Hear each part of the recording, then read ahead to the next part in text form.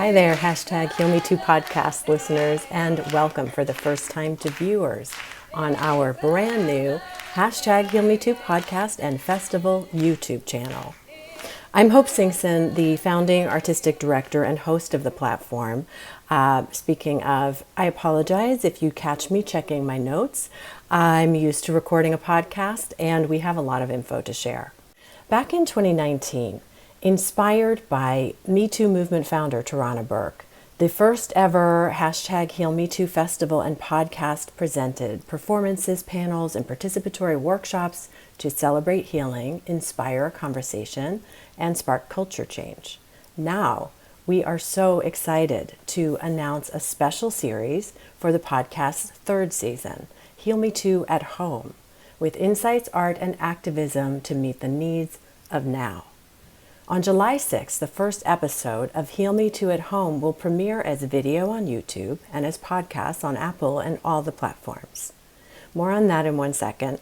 First, I think I owe regular HealMeToo listeners a bit of a catch-up because the podcast went on COVID hiatus way longer than I planned. In March, my partner and I relocated from New York City to New England to be closer to my family and to nature. Then I got a mild case of COVID. Then, in light of this urgent election year, I prioritized rebooting the activist group I'm part of, Swing Left, Target 2020, NYC, so that we could run everything on Zoom. I founded the group in 2017 to help stop Trump and the GOP. Jump cut to now, and we've got 5 or 6 Zoom events every week to hear inspiring speakers, write letters, and call voters in swing states, especially people of color in voter suppression states, to help people sign up to vote safely by mail. I hope you'll forgive the pitch, and I hope you will Google our group, Swing Left, Target 2020 NYC, or any other activist group, and join our virtual activism from wherever you are.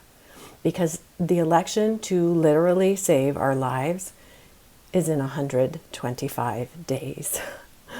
We have to be sure to get that white supremacist rapist out of the White House. So police reform actually can happen.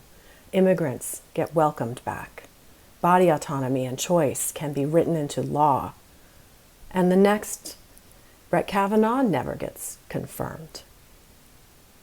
It's never been more urgent to change our culture.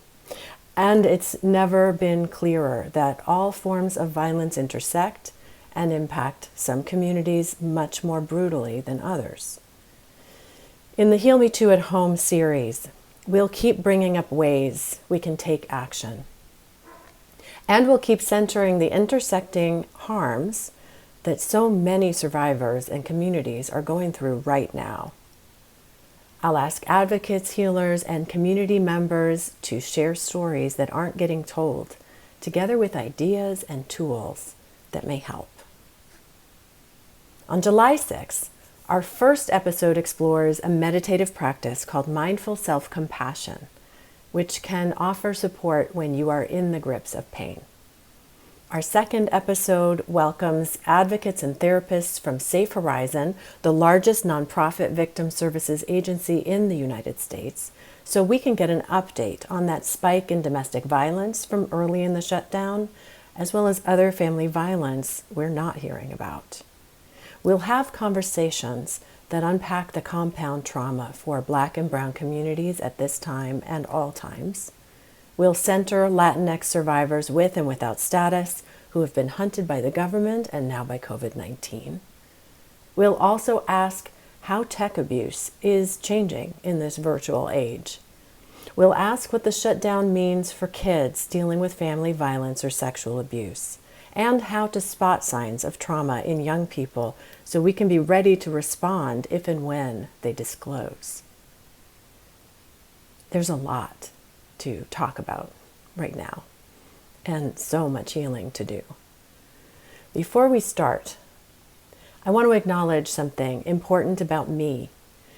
If you're on YouTube, you can see I am a white, cis, middle-class, queer woman with privileges, resources, and blind spots. However much I care and hopefully serve the needs of other communities, I carry this country's legacy of racism and stolen lands. Like every white person, I benefit from and surely perpetuate white supremacist culture without meaning to. I am profoundly grateful to the movement in defense of Black lives for calling white people like me to take a renewed and rigorous look at ourselves and stand up against police abuse. I am committed to rooting out racism, but I'm not the right person to lead every conversation. And whatever I do as an ally in support, I'm sure I'll make mistakes. There's a tool that we use at live HealMeToo events. I learned it by the name Ouch, Oops, Oh from the Alliance of Resident Theaters Art New York. With real humility, I would like to invite you, listeners and viewers, to practice the 3 O's with me.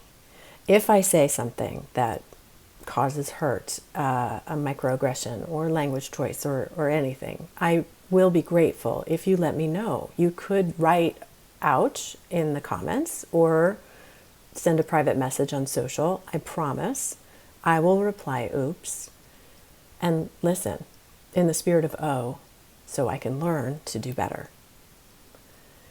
I want to thank you for any way that you wish to be part of the HealMeToo community. I'm so eager to start releasing HealMeToo at Home episodes on July 6th. Subscribe to YouTube now or on Apple or any podcast platform to catch the premiere and every new conversation. If you take just a minute to give us a rating and review on Apple Podcasts, you can also help more survivors and allies to find us. And please say hi on social media, on Instagram, Facebook, or Twitter. We are at HealMeTooFest.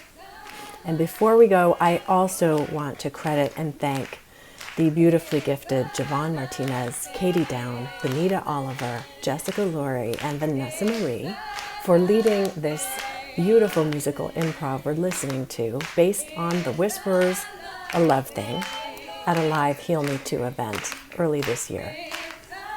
Thank you for listening. I look forward to seeing you on July 6th at the premiere.